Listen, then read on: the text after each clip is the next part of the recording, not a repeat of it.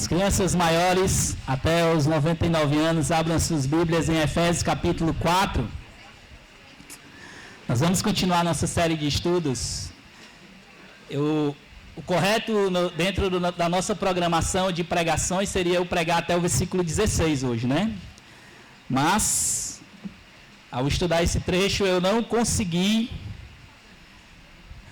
preparar uma pregação suficiente para pregação em 50 minutos. Então, eu não seria honesto com o texto se eu pregasse até o versículo 16 hoje apenas. Eu acho que na semana que vem eu vou precisar pregar a segunda parte do versículo 7 até o versículo 16. Né? Dentro da programação seria o versículo 17 até o versículo 32 na semana que vem, mas eu vou ter que acrescentar mais uma semana dessa nossa série de pregações aqui. Então, tenham misericórdia de mim, por favor, mas realmente Efésios tem sido uma bênção. Ontem eu estava conversando um pouco com a Eliade, né, sobre essa série de pregações.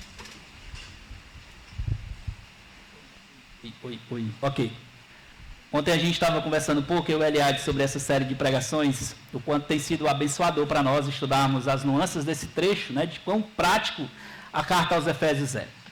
E hoje nós vamos estudar o padrão de Deus para a igreja. Qual deveria ser o padrão de Deus para a igreja? Nós temos visto até agora aspectos muito teológicos, e obviamente que tem aspectos práticos naquilo que a gente já estudou até aqui, mas nós temos visto Paulo falando de muitos aspectos teológicos, né? Ele falou de eleição, falou de predestinação, falou do amor de Deus, da grandeza do amor de Deus para conosco, nós pecadores, né? E até na semana passada nós vimos que ele procurou de forma humana colocar dentro da nossa compreensão o amor de Deus que excede todo o entendimento, mas ainda assim a conclusão de Paulo é: se você tentar entender o amor de Deus, a única coisa que eu consigo dizer para você é: esse amor, ele excede toda e qualquer compreensão humana. Como eu expliquei na semana passada, a ideia de o amor de Deus que excede todo o entendimento é você pegar uma vasilha e tentar colocar dentro de um recipiente algo que não cabe. Você vai tentar derramar água ou areia, o que quer que seja, e vai transbordar. Transbordar é justamente isso. O amor de Deus não cabe dentro da nossa compreensão. E a única forma de nós vermos esse amor na prática é na cruz. Jesus nos amou de forma prática. E Paulo estava orando, né, diante disso. Aqueles versículos que nós vemos do versículo 14 ao versículo 21 de Efésios 3, era justamente uma oração de Paulo para que nós compreendêssemos o tamanho desse amor. Diante disso, então, vendo o aspecto mais prático, eu queria que você pensasse em um avião ou um voo internacional saindo daqui ou de São Paulo, melhor dizendo. São Paulo é mais movimentado. Saindo de São Paulo para os Estados Unidos. Certamente nesse voo, imagina aí um voo para os Estados Unidos, que tem muitas coisas para fazer lá. Pessoas de diversos locais, diversas culturas, famílias, pensamentos, trabalhos, né? Pessoas que têm muitos filhos, têm poucos ou que não têm nenhum, pessoas que são casadas, solteiras, pessoas que são ricas, ou pessoas que estão indo só para fazer uma viagem, tentando uma bolsa de estudos, algo do tipo. Diversas pessoas dentro de um único voo, mas elas têm um único objetivo: chegar nos Estados Unidos da América, ou em um outro país qualquer que elas vão. A igreja pode ser entendida muito parecido com essa forma. Nós temos pessoas de diversas culturas, diversas famílias, classes sociais, cores, profissões e etc. O que você pensar? Vamos pensar na nossa igreja local. Aqui tem pessoas que não têm filhos, tem pessoas que têm filhos, tem pessoas que têm muitos filhos, tem pessoas que ainda nem casaram. Nós temos esse aspecto familiar. Tem pessoas que têm um pouco mais de condição financeira, tem outros que nem tanto. Tem pessoas que são de famílias diferentes, vieram de culturas diferentes, mas aqui todos nós temos um único objetivo. E quando nós pensamos no aspecto maior da igreja universal ou da igreja do Senhor espalhada no mundo, isso ainda se expande mais. Você pode pensar numa reunião de uma igreja africana nesse momento. Culturalmente falando, é totalmente diferente da gente aqui, né? Você pode pensar também numa reunião agora na Suíça, por exemplo. Ou lá na Áustria, né? Pensar aí, frio, né? Nós temos uma austríaca aqui, que é a Ana, né? Totalmente diferente, né? Então, você pensa nessas culturas enquanto igreja.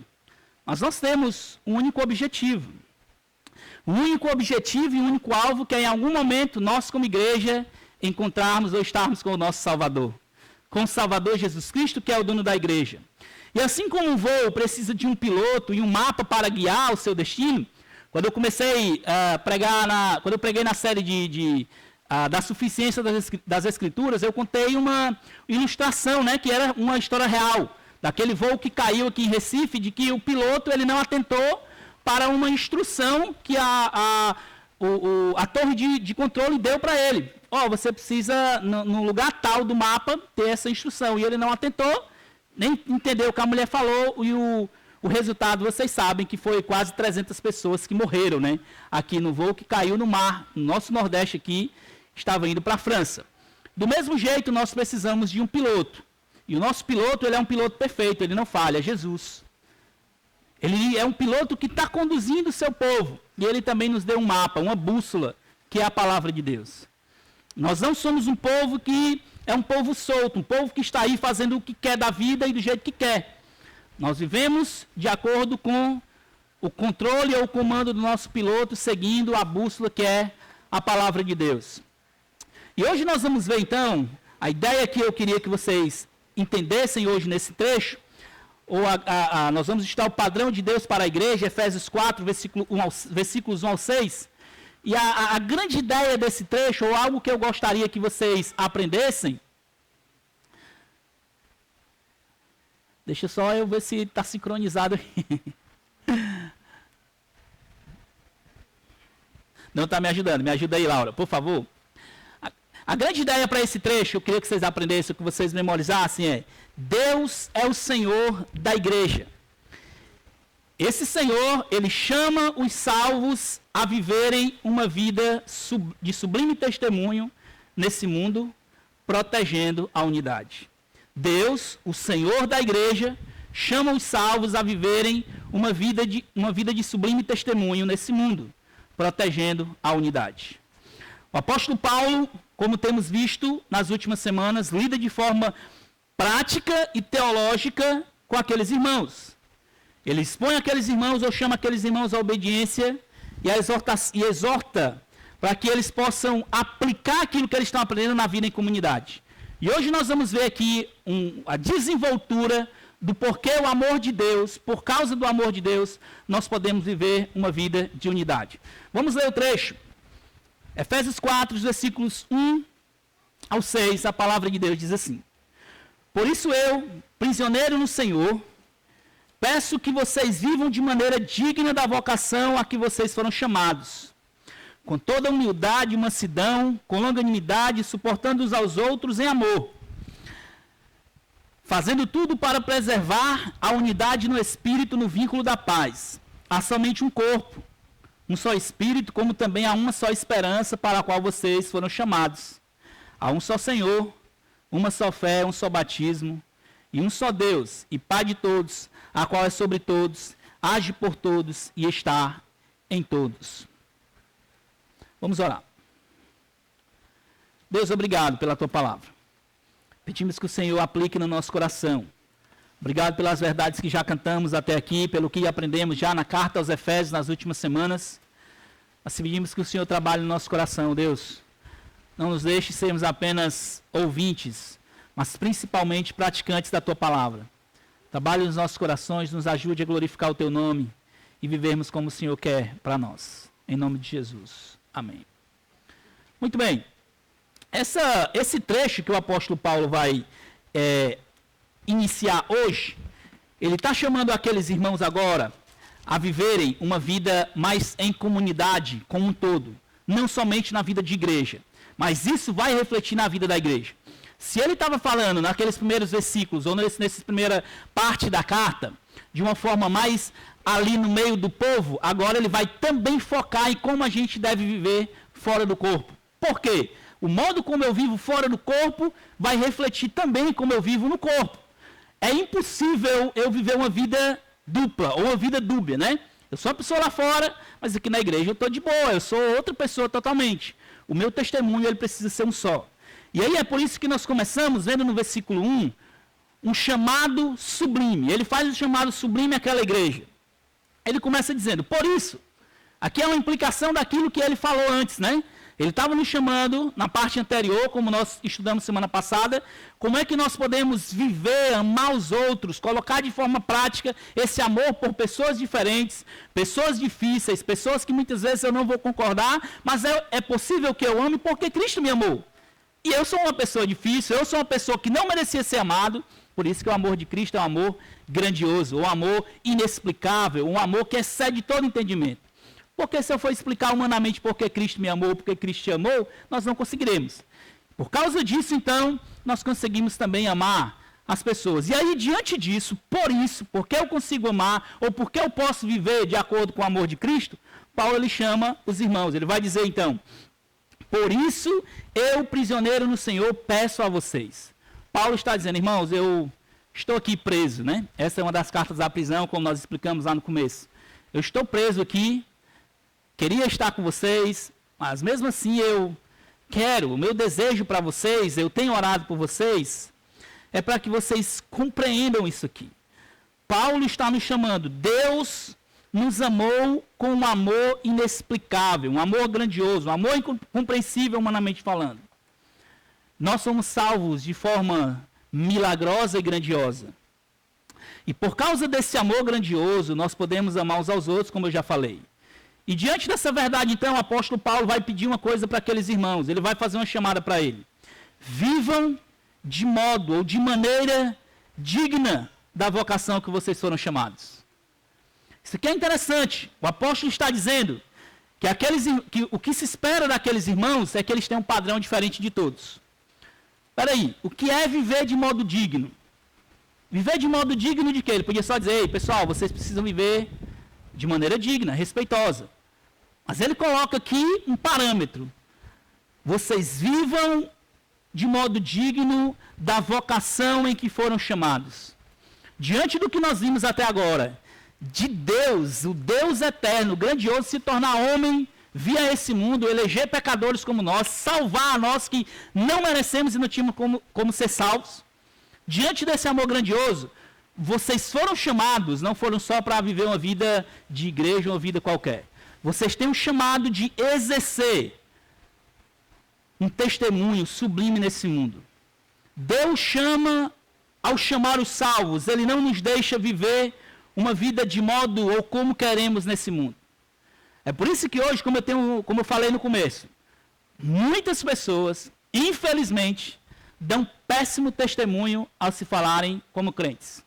E mais do que nunca isso é evidenciado no meio agora, como nós estamos vendo, no meio da política, né?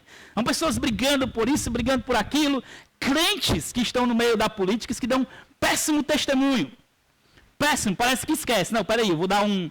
Eu sou crente até setembro, né? Setembro e outubro eu me desvio, aí eu volto lá em novembro. Esquecem, né? Então, e isso eu estou só dando um exemplo, mas no seu trabalho, em qualquer lugar que você estiver, na sua família, e aí nós podemos usar o exemplo da igreja. Paulo falou como os irmãos deveriam viver a vida em comunidade.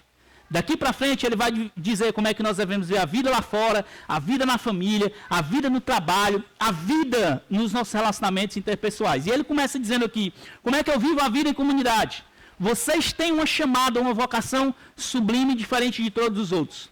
Eu não posso esperar que o ímpio viva aquilo que a Bíblia fala que ele tem que viver, porque ele não tem o Espírito Santo. Mas, dos crentes, dos salvos, eu devo esperar que eles vivam uma vida diferente. Jesus, no Sermão do Monte, logo no começo, Jesus vai falar nos versículos 5, no capítulo 5, versículos 13 ao 16, aquele texto tão conhecido que ele vai dizer, vocês são sal da terra. Ora, se o sal vier a ser insípido, como lhe restará o sabor? Para nada mais presta, senão para ser lançado fora, ser pisado pelos homens. Vocês são luz do mundo. Não se pode esconder uma cidade situada no alto de um monte. Não se acende uma lamparina para colocar debaixo de um cesto, mas no lugar adequado onde se ilumina bem todos os que estão na casa. Assim brilhe também a luz de vocês diante dos homens, para que vejam as boas obras de vocês, que vocês fazem, e glorifiquem o Pai de vocês que está no céu.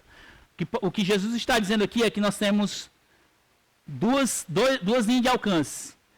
A primeira é, eu preciso salgar ou fazer diferente no meio dessa podridão do mundo. E outra coisa, a minha responsabilidade é ser luz no meio dessa escuridão. Ele não vai nos tirar da escuridão. Ele não vai me tirar da podridão do meio do mundo. Enquanto eu estiver aqui, eu vou estar no meio. É o jeito. Mas eu posso ser diferente aonde eu vivo. E é por isso que eu digo, irmãos, nós não temos desculpas para dar mau testemunho.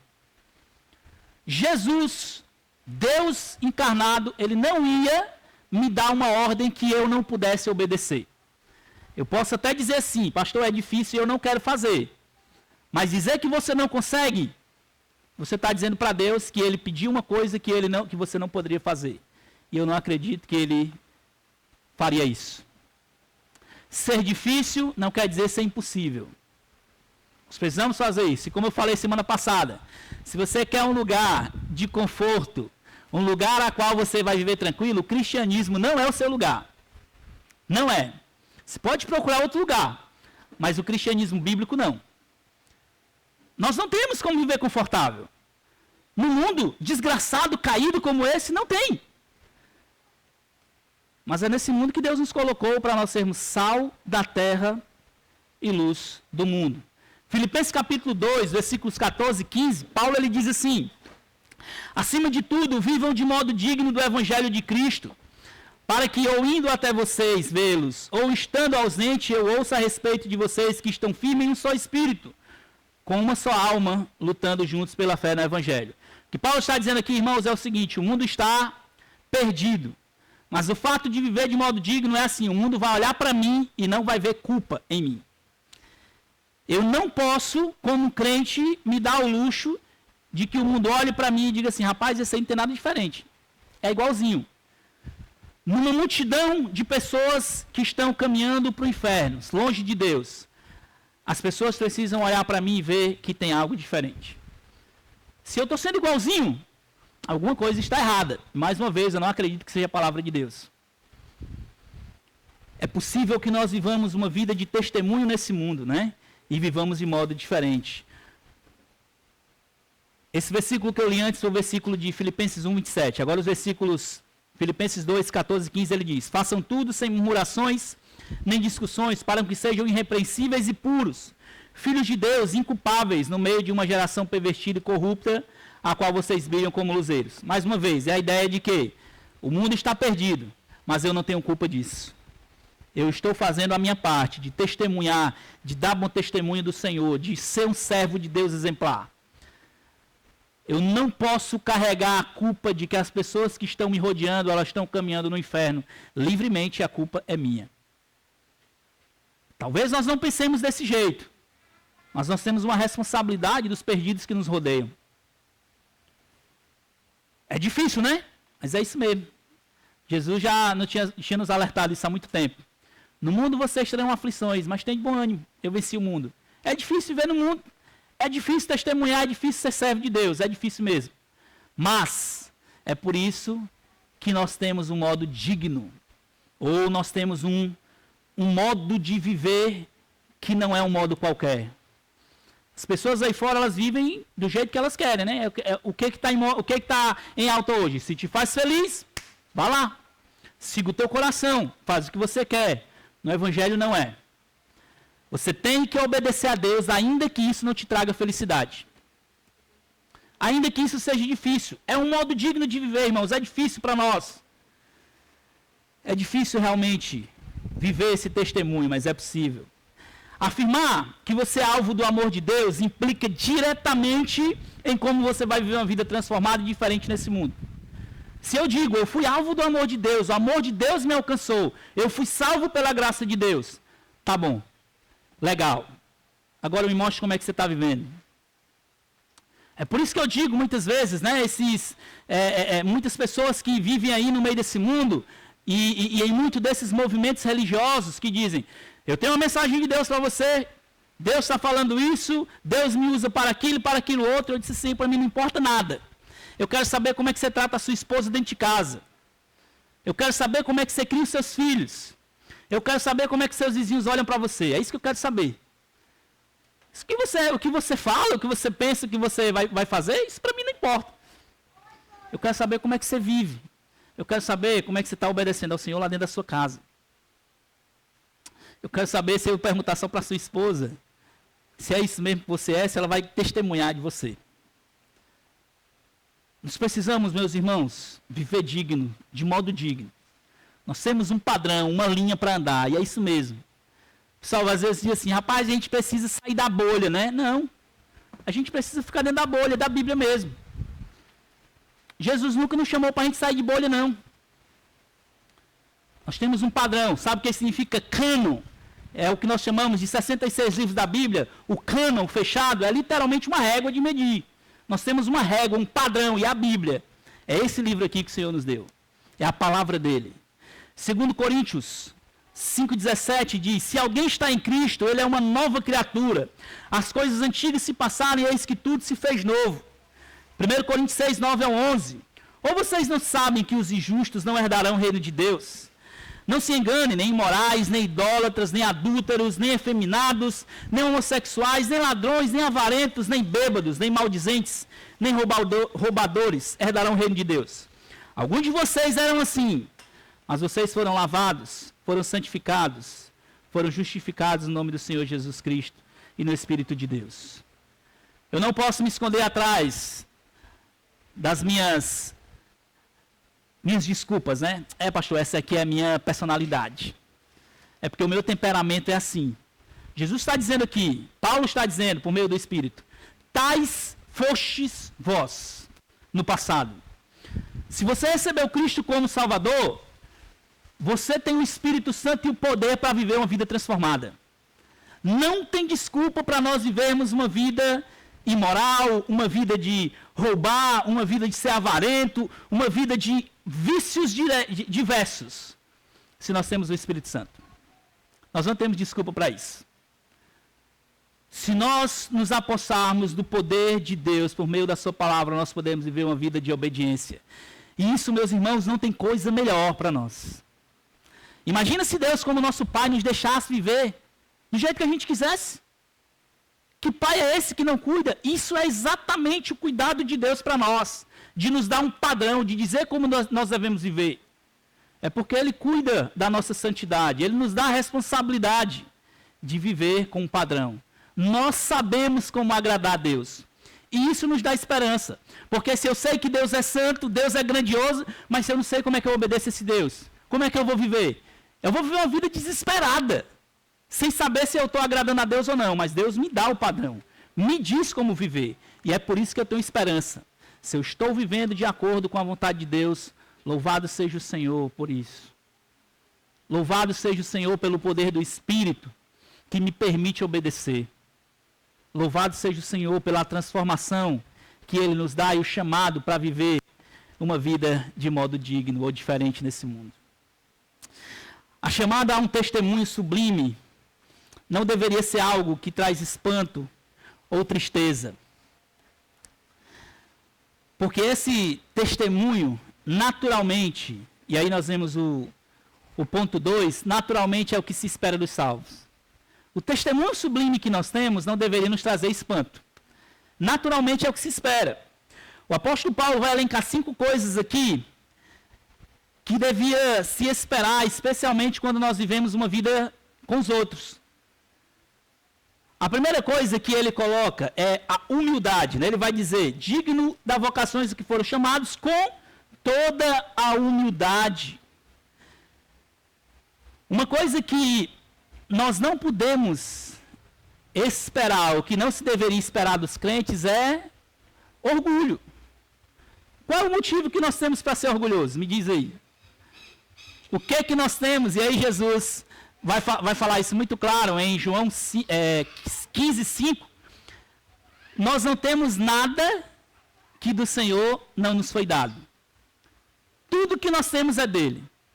Seja a sua inteligência, se você é um pouco mais inteligente que outros, ou muito mais inteligente. Seja suas posses, se você tem mais do que outro. Seja o que for que você tiver. Tudo vem de Deus. Então, o que se espera de nós, ao reconhecer e ao viver uma vida em comunidade, é a humildade. Eu nunca posso olhar para os outros de cima para baixo. Fulano é menor do que eu. ele aprende diferente de mim, ele não sabe tanto quanto eu, então ele é diferente de mim. Não posso. Preciso olhar com humildade. Tiago 4,6. Tiago ele vai dizer que Deus resiste ao soberbo, mas dá graça ao humilde. Resistir, eu já preguei sobre esse texto aqui, é literalmente Deus lutar contra você. O soberbo, o que ele está fazendo? Ele está batendo a cabeça no muro chamado Deus. E adivinha quem vai ganhar? Esse muro aí não vai quebrar não, tá bom? Quem vai quebrar é a sua cabeça. É fácil. Deus resiste ao soberbo, mas dá graça ao humilde. O que é humilde? É aquele que reconhece que ele precisa de ajuda, que com tudo que ele tem, ele precisa aprender, com tudo que ele tem, ele precisa crescer, com tudo que ele tem, ele precisa dos outros. Nós precisamos viver em humildade. É o sentido de eu viver uma vida aqui e eu saber que eu preciso dos meus irmãos, até daqueles que são mais fracos do que eu, até daqueles que sabem menos do que eu, até daqueles que parecem muitas vezes que são mais difíceis. Eu preciso desses irmãos. Preciso batalhar, perseverar por eles. E isso é difícil para nós, irmãos. Porque o nosso ego ele é enganoso. Foi o que nós vimos hoje na EBD, né? Os nossos ídolos, no nosso coração, ele engana demais. E nós precisamos diariamente estar batalhando para lutar com o nosso coração enganoso. Jeremias falou isso, né? Jeremias 17, versículos 9 e 10. Enganoso é o coração, desesperadamente corrupto. Quem o conhecerá? Só o Senhor que sonda os nossos corações. Então, quando você ouvir essa ideia de siga o seu coração aí, muito cuidado, porque ele é enganoso e ele vai te levar para o precipício.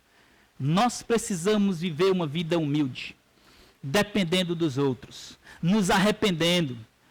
Quando eu pecar, eu não preciso me achar que eu sou mais do que outro. Chegar, irmão, me ajude, eu pequei, eu caí, eu preciso de ajuda, eu preciso crescer. Irmão, eu estou lidando com dificuldade nessa área, com meus filhos, com a minha esposa, com imoralidade, seja ela que for, preciso de ajuda.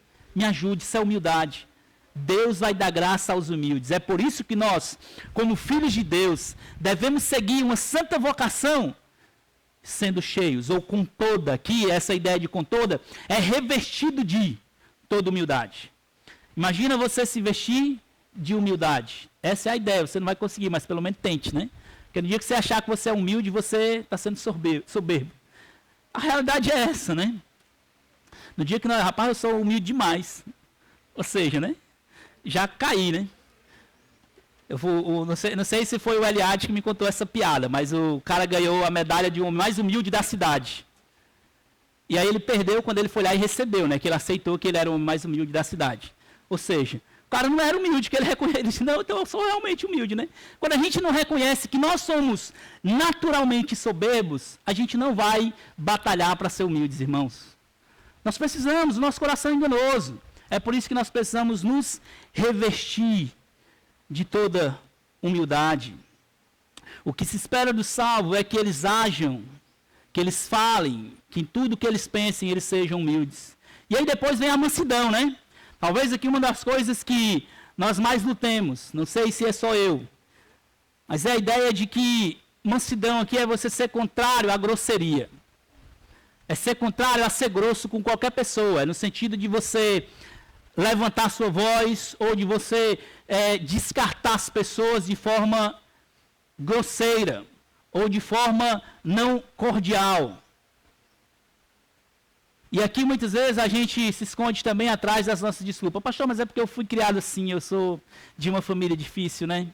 Eu sou, sei lá do interior, né? Sou assim mesmo. O senhor sabe que o nordestino ele tem o sangue mais quente, né? O senhor sabe como é.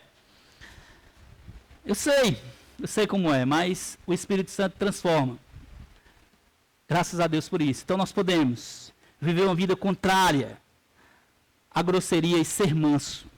O que se espera do salvo é que eles falem e ajam com mansidão com outros. E isso começando dentro da nossa casa. É triste, meus irmãos, ver que homens crentes ainda tratem mal suas esposas no dia de hoje. Essa talvez seja uma das coisas que mais causa chateação ou dor no meu coração. E eu não vou... se você vier pedir ajuda para mim, eu não vou ficar com raiva de você, tá? Mas eu estou dizendo que o meu coração luta com isso. Eu não consigo ser grosso com nenhuma mulher. Imagina com a minha esposa. Eu não consigo. Nós, como filhos de Deus, nós jamais deveríamos agir com grosseria com os outros, principalmente com aqueles que nos rodeiam. Não tem desculpa para isso. Você pode ter uma esposa difícil, você pode ter um esposo difícil, aqui também eu vou falar com as esposas. Não é porque você é mulher que também lhe dá o álibi de se esconder atrás de você falar grosso com seu esposo, de você falar alto com seu marido. Nós, como filhos de Deus, o que se espera de nós é que nós vivamos com mansidão. E venhamos tratar, principalmente, começando dentro da nossa casa, e que isso se estenda na igreja e nos locais que nós rodeamos. Como eu falei para vocês, isso aqui é o que se espera em todos os locais. Paulo já está saindo mais do âmbito da igreja. Seu trabalho, você deve ser reconhecido por ser uma pessoa mansa. Na sua escola, na sua vizinhança, você deve ser reconhecido por ser uma pessoa mansa. E se você não tem sido, é possível mudar ainda, por causa do Espírito Santo. Depois ele fala, uma pessoa que se espera também dos cristãos é que nós vivamos com toda, ou cheio, novamente, ou revestido de longanimidade. É uma pessoa que é tardia para se irar, ela não age por impulso. O cara fechou aqui, te fechou no trânsito, em vez de você deixar embora, você vai atrás do cara para brigar com ele. Ou em vez de você fechar a porta e deixar o cara falar sozinho, você abre a porta e discute com ele. É uma pessoa que não reage por impulso diante das provocações ou situações difíceis. É uma pessoa que está pronta para perdoar. Ela está pronta para ouvir. Está pronta para se irar. Está tardia para se irar, pronta para ouvir, tardia para falar, né? Como o Tiago vai dizer. Vocês sabem estas coisas, Tiago 1,19. Vocês sabem estas coisas. Meus amados irmãos, cada um esteja pronto para ouvir, mas sejam tardio para falar e tardio para ficar irado. Isso aqui é característica de um longânimo.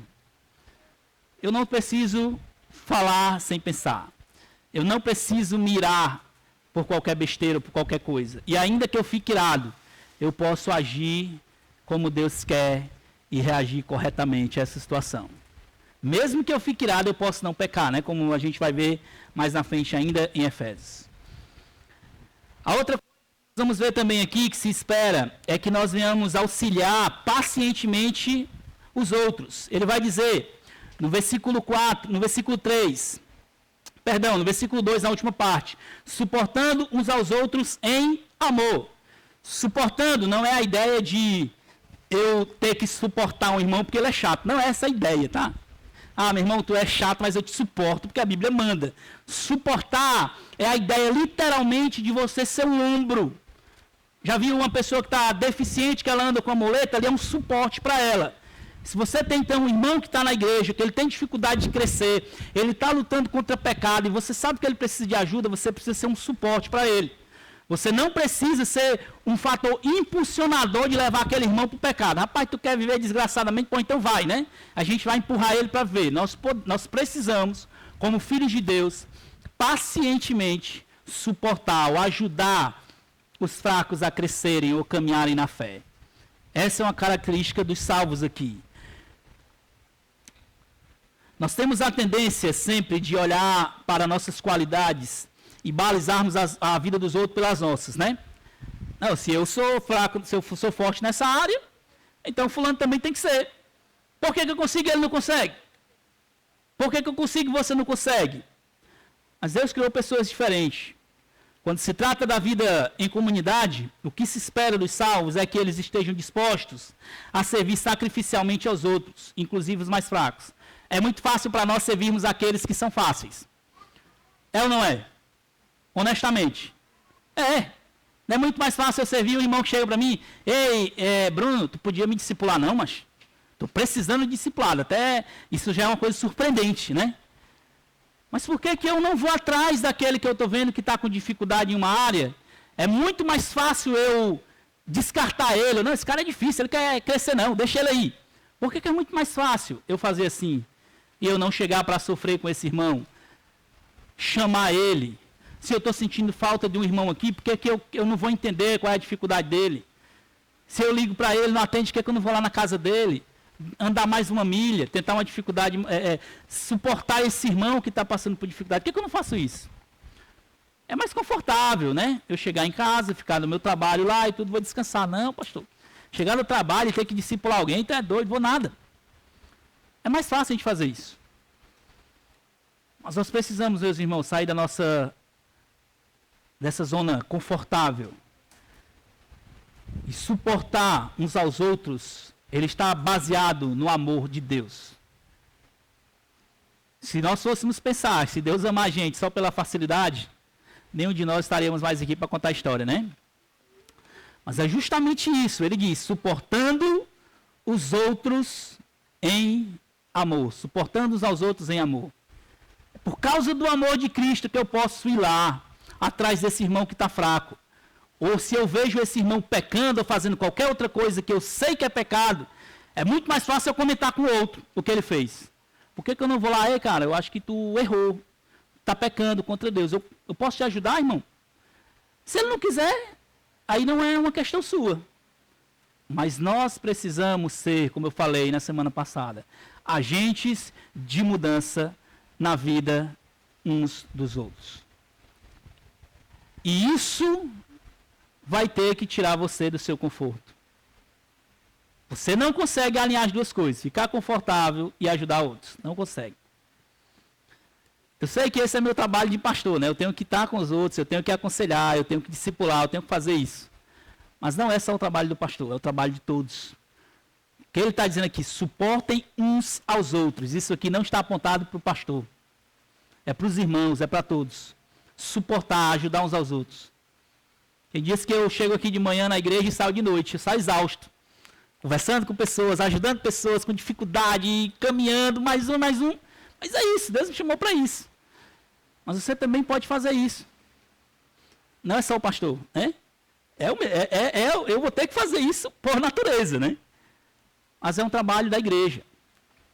Então, se você conhece, irmão, se você está vendo que tem pessoas que você está sentindo falta, ou que precisa crescer, seja primeiramente um agente na vida dessas pessoas. E não se ache incapaz de fazer isso, porque todos nós somos. Fazer que nem a mulher samaritana. Acabou de se converter, acabou de reconhecer Jesus como Salvador, ela foi lá para Samaria, o que foi que ela fez? Venha e veja aquele que me falou a verdade, né? Sobre mim, aquele que me conhece. Você pode simplesmente chamar a pessoa, vem ver o que Jesus fez na minha vida. Você pode fazer isso, suportando uns aos outros. E por último ele vai falar, preservar a unidade, né? Que ele vai falar aí no versículo 3. Fazendo tudo para preservar a unidade no espírito, no vínculo da paz. Aqui é um fator impulsionador, né? Que a gente vai ver de tudo que a gente já passou aqui. Se eu vivo em humildade, se eu vivo com mansidão, longanimidade, suportando aos outros, a consequência é que eu vou preservar a unidade. E todos estão sendo incluídos. Eu não estou deixando ninguém de fora, os mais fracos, aqueles que crescem, aqueles que estão com dificuldade. Eu estou batalhando para trazer esses para dentro. Colossenses 3, 12 ao 14, Paulo ele diz: portanto, como eleitos de Deus, santos e amados, revistam-se com profunda compaixão, de bondade, de humildade, de mansidão, de paciência, suportem uns aos outros e perdoem-se mutuamente, caso algum de vocês tenha motivo de queixa contra outra pessoa. Assim, como o Senhor perdoou vocês, perdoem também uns aos outros. Acima de tudo, porém, esteja o amor, que é o vínculo da perfeição. Isso é o que é o esperado dos salvos. Isso é que é o esperado de nós. E acima de tudo, nós só fazemos isso, irmãos, porque nós fomos amados. Nós amamos porque Ele nos amou primeiro. Talvez você pode estar colocando aí diversas dificuldades na sua mente, na sua cabeça nesse momento. Você está pensando, rapaz, é porque para mim é difícil, é porque o pastor não conhece a minha rotina, é porque o pastor não conhece a minha dificuldade. Eu não conheço, mas Deus conhece. Deus conhece, Deus sabe. E é isso que Ele espera. Eu não acho que Ele, mais uma vez, eu não acho que Deus não nos chamaria para fazer uma coisa que nós não pudéssemos obedecer. Como você vai fazer isso? De organizar a sua rotina, de organizar a sua vida, de pensar como você vai ajudar os outros, ou pelo menos se dispor a ser ajudado por outros, pode ser também que você precisa. Isso aí é você diante de Deus que vai fazer. Naturalmente, meus irmãos, eu quero dizer uma coisa para vocês. Naturalmente, essas coisas são difíceis para nós fazermos, eu sei disso. Naturalmente, é difícil. É difícil ser manso? É difícil. Com todas as tentações que temos, é difícil ser longânimo? É difícil. É difícil a gente suportar aqueles que são mais difíceis e são fracos? É difícil. É difícil manter a unidade? Mas isso só é possível por causa do Espírito Santo, que o mesmo Paulo falou lá em Gálatas, capítulo 5, 22 e 23. Ele vai dizer: mas o fruto do Espírito é amor, alegria, paz, longanimidade, benignidade, bondade, fidelidade, mansidão e domínio próprio. Contra essas coisas não há lei. Você fazer tudo isso que se espera, manso, longânimo, ser uma pessoa que vai se dispor a ajudar os outros, caminhar com outros, tudo isso é fruto do Espírito. Mesmo que você não esteja conseguindo por natureza, se coloque humilde diante de Deus, peça ao Senhor: Deus, me ajude a ser uma pessoa longânima, humilde, manso, que sirva aos meus irmãos, que ajude aos meus irmãos, que seja uma bênção na vida de outros. Ou se eu preciso de ajuda, Senhor, me ajude a pedir ajuda, a ser humilde em reconhecer que eu preciso crescer. Que se eu não pedir ajuda, eu vou ser destruído, eu vou chegar no final e o diabo vai achar espaço na minha vida. Eu preciso disso. Viver o que se espera de nós só é possível pelo poder do Espírito. Mas há um fator maior que nos impulsiona a viver em obediência. Eu quero ir para o final aqui nos versículos. Não é só uma questão a nosso respeito, não é só porque eu tenho que dar bom testemunho, ou porque eu tenho que ser longânimo, ou porque não é só isso. Não é só por minha causa. Há um fator motivador e unificador nisso tudo.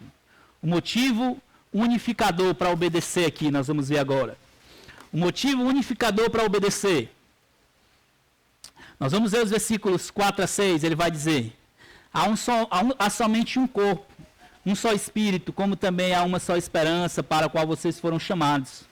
Há um só Senhor, uma só fé, um só batismo, um só Deus e Pai de todos, a qual é sobre todos e age por meio de todos e está em todos. O fator unificador aqui é o próprio Deus. Nós vamos ver aqui, nós somos representantes de um corpo, ou seja, a igreja. O nosso testemunho não vai afetar só a mim. O nosso testemunho afeta a outros. O fato de eu dar bom testemunho ou mau testemunho não vai afetar só a mim. Mais uma vez, né, aquela frase tão conhecida, quando a pessoa vê um crente dando mau testemunho, o que é que eles dizem? E é que é o quê? E é porque é crente, né? Já vira quase um coral isso. O nosso mau testemunho, ele não afeta só a nós. Ele afeta a nossa família, ele afeta a igreja. Ele afeta diretamente a Deus. Assim como o meu bom testemunho, ele afeta a minha vida, ele afeta a minha família, ele afeta a igreja e ele afeta a Deus. Tanto de um lado quanto de outro, se você dá bom testemunho ou se você dá mau testemunho, os dois, é impossível que vai afetar só você. Impossível. Se o mau testemunho dos crentes afetasse só ele, isso era menos mal, mas é impossível. Nós somos um só corpo, habitados e guiados por um só Espírito. Somos guiados e representamos Deus. Não existe o Deus daqueles que dão mau testemunho e o Deus daqueles que dão bom testemunho. Não existe aqui, eu vou separar desse lado irmãos que são mais inteligentes e irmãos que dão mais bom testemunho aqui. Não existe. Dentro da igreja é um só povo, um só Espírito, um só Deus, um só corpo. Eu vi em uma certa igreja, né, que o pastor disse que ia criar uma bancada para aquelas pessoas que são famosas ir na igreja. Porque ele disse que pode prejudicar, a pessoa vai lá, o povo quer tirar foto com eles, né, e aí ele vai criar uma bancada para essa pessoa, né. Primeiro que eu já acho triste de incrédulos ir lá na igreja e os crentes estão querendo tirar foto com eles, né. Já deveria ser triste. E ainda mais ter um lugar separado para ímpio lá. Não existe isso, meu irmão. No céu não vai ter um lugar lá separado para aqueles que são mais inteligentes. Não vai ter um lugar para os pastores, não, viu? Nós vamos estar todo mundo junto. No mesmo lugar, com o mesmo Deus, com o mesmo Senhor, no mesmo céu. Esse é o fator unificador para eu dar bom testemunho, para eu viver o padrão que se espera da igreja. É porque eu sirvo ao único Deus. Nós somos guiados pelo único Espírito e nós somos todos parte de um só corpo. Como é que você vai levar uma pancada na cabeça e você não vai sentir isso? Não, é porque é a cabeça, então o resto do corpo não vai sentir nada. Não existe. Se uma parte do corpo está doente, todos vão sentir. Paulo vai dizer isso em 1 Coríntios capítulo 12. O fator unificador aqui, meus irmãos, é que nós somos parte de um mesmo corpo. Vivemos pelo mesmo Espírito. Somos guiados pelo mesmo Espírito. E representantes do mesmo Deus. Tudo que fazemos, positiva ou negativamente, vai refletir, primeiro, na igreja e indireta ou diretamente em Deus. Paulo ele falou isso para os romanos. Romanos capítulo 2, 24, ele disse: pois como está escrito, o nome de Deus é blasfemado entre os gentios por causa de vocês, quando ele estava exortando os judeus. Os judeus que se diziam ser povo de Deus, ele estava dizendo, os gentios blasfemam de Deus por causa de vocês, por causa do mau testemunho de vocês. Do mesmo jeito é nós. Se nós damos mau testemunho, os gentios ou os incrédulos blasfemam por causa de nós.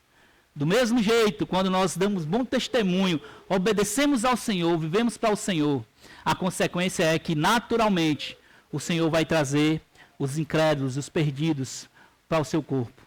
Lembra o que acontecia lá em Atos 2? Enquanto eles estavam sendo alimentados da palavra, alimentados uns com os outros, lá no mesmo espírito, no mesmo corpo, com a mesma comida, com a mesma união, o que acontecia? Dia após dia, ia se acrescentando os que iam sendo salvos. E o texto ainda diz, eles contavam com o testemunho ou com a simpatia dos incrédulos, porque eles davam um testemunho. Nós precisamos lembrar desse fator unificador para as nossas vidas. Deus que nos guia, que nós representamos, o Espírito que habita em nós e a igreja, o corpo a qual nós fazemos parte aqui. É isso que nós representamos, é isso que nos unifica. É por isso que não há ninguém diferente de ninguém aqui. Todos nós devemos ser representantes de Deus. Todos nós devemos servir uns aos outros. Todos nós devemos cuidar uns dos outros. Todos nós devemos exortar uns aos outros. Encorajar aqueles que estão indo bem. Ajudar aqueles que estão fracassando. Levar no nosso ombro aqueles que estão vivendo longe de Deus. Nós precisamos disso. Em conclusão, meus irmãos, a vida cristã, até mesmo o bom testemunho, não é sobre você. Deus é o Senhor de tudo e de todos. É Ele que nós representamos. É por Ele que nós vivemos. Ele nos deu um corpo nesse mundo, a igreja. E é por ela que podemos viver em unidade. É no meio da igreja que nós vamos ver a unidade. É impossível viver isso aqui sozinho. É impossível viver tudo isso que Deus requer de nós a parte da igreja. Algumas aplicações para nós. Primeiro, eu queria encorajar você a viver de modo digno do seu chamado. Se você foi salvo por Cristo, você não pode se contentar em viver uma vida medíocre nesse mundo. Uma vida triste, que não cresce, que não serve aos outros. Uma vida a qual a palavra de Deus não tem lugar na sua vida, a oração não tem lugar na sua vida. A única coisa da vida cristã é você vir aqui e cumprir uma agenda no domingo. Não se contente, meu irmão, viver uma vida medíocre como cristão. Não se contente. Se apegue às promessas do Evangelho. Ame o Senhor, ame a palavra do Senhor, ame o povo de Deus. Sirva o povo de Deus. Invente momentos para você estar com os outros. Não se contente em viver uma vida capenga, né, como a gente diz aqui no Ceará. Uma vida triste, da qual o Evangelho para você é nada mais, nada menos do que uma religião. Não tem sentido nenhum, não tem alegria nenhuma. Falar de Deus, para mim, não enche os meus olhos, não enche o meu coração. Não se contente, meu irmão, em viver Você foi chamado com um chamado sublime, uma vocação digna. Deus providenciou tudo, todos os meios para você ser salvo. Não se contente em viver uma vida qualquer nesse mundo. Não se contente. Não se contente em ser um pai mais ou menos, meia boca. Não se contente em ser um marido que a sua esposa não olhe para você e diga que esse é um homem de Deus. Não se contente com isso. Não se contente em ser uma esposa a qual seu marido não possa olhar para você e dizer, rapaz, isso aqui é uma mulher, é um presente de Deus na minha vida. Não se contente se você não está vivendo com esse padrão, minha irmã, meu irmão. Se as pessoas não estão olhando para você e vendo algo diferente, não fique contente com isso. Não fique contente com isso. É hora de você buscar mudar e viver de forma digna do seu chamado. Lembre-se que você tem uma responsabilidade de representar Deus e a igreja nesse mundo. Em segundo lugar, trabalhe para expressar características que se esperam de um cristão. Não se contente simplesmente viver com seus pecados ocultos na sua vida e não buscar mudar. Busque ajuda. Se você não está conseguindo sozinho, busque ajuda. Nós não estamos aqui para te empurrar para o poço. Nós estamos aqui para pegar a sua mão e te ajudar a caminhar. Não acho que se você confessar um pecado ou buscar ajuda aqui, a gente vai colocar você na forca e puxar suas pernas. Não é isso que a gente vai fazer. O que a gente quer fazer é, não, meu irmão, vamos lá. Vamos lá, minha irmã, vamos caminhar junto. O Senhor é o Deus que trabalha e transforma vidas e a gente quer te ajudar. O Espírito Santo, lembre-se disso, o Espírito Santo ainda transforma vidas. Mesmo que você não acredite que Deus pode transformar a sua vida, mas se você se dispor a obedecer e deixar o Espírito Santo transformar a sua vida, ele ainda transforma vidas. Louvado seja Deus por isso. Eu não posso transformar a vida de ninguém, nem a minha. Não posso transformar a sua. Mas pelo poder do Espírito e obediência à palavra de Deus, ele pode transformar a sua vida. E por último, lembre-se, isso que é muito importante, a vida cristã não é primariamente sobre você. A vida cristã não é sobre você. Não é sobre como eu sinto. Não é sobre o que eu penso. Não é sobre o que eu acho. A vida cristã é primariamente do fator unificador, Jesus, o Deus que enviou Jesus nesse mundo, Jesus que fez a obra de salvação, o Espírito que habita em nós, a trindade envolvida na nossa vida. A vida cristã é a trindade em movimento na nossa vida.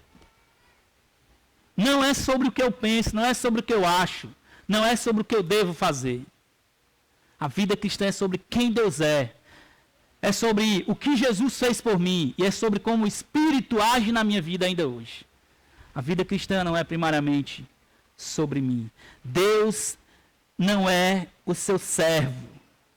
Você não é o chefe de Deus. Deus é o nosso Senhor e nós somos seus servos. Lembre-se disso. Não inverta a ordem. E por último, eu quero trazer uma aplicação para as crianças aqui também. Não espere crescer para você dar um bom testemunho. As crianças, os menores, sejam os maiores aqui, não espere crescer para você dar bom testemunho. Deus espera a obediência de vocês desde cedo. Deus espera que vocês obedeçam desde agora. Deus espera que vocês se inclinem o seu coraçãozinho para obedecer ao Senhor desde já. Provérbios 19:16 diz assim: quem guarda o mandamento, guarda a sua alma, mas o que despreza os seus caminhos, esse morrerá. Lembre-se, guarde o mandamento desde criança, desde pequeno. Se você está aqui e você também não entende isso aqui, você ainda não colocou a sua confiança no Salvador, se você não sabe nem para onde é que você vai se você morrer hoje, você também precisa se voltar para o Senhor. Essa vida em comunidade, esse testemunho só faz sentido para aqueles que já colocaram a sua confiança no Evangelho.